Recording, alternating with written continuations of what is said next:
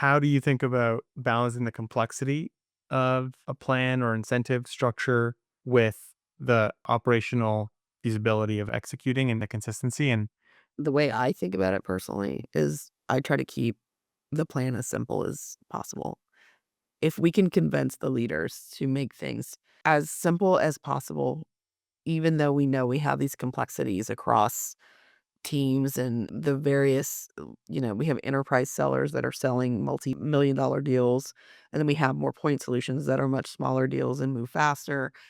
How do we build something that fits everybody's needs, but is still relatively easy to execute? And some of that is just here's table stakes of what we're going to have no matter what across the way. And then there's like these outliers that we weave into it.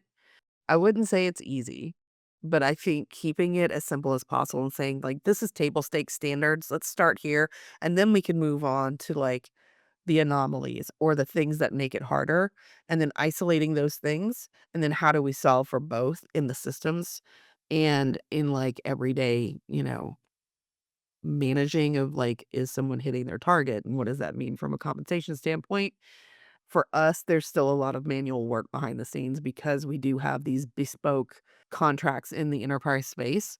So there's still a lot of manual work that we do each month to reconcile, but we have gotten it to a much better place and much more consistency behind it.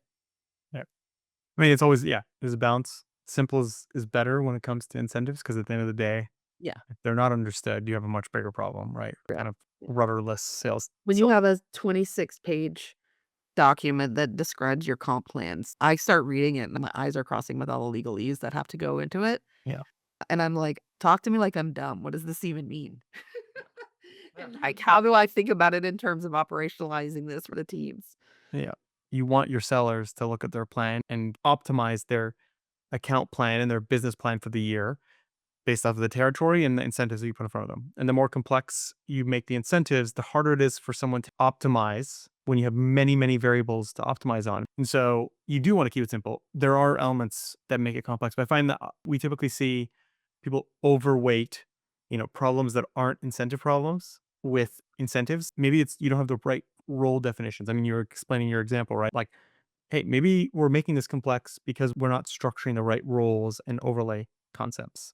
And you're better off fixing that structure. So I really love the example that you gave because most organizations just end up staying with the status quo of making the plan overly complex.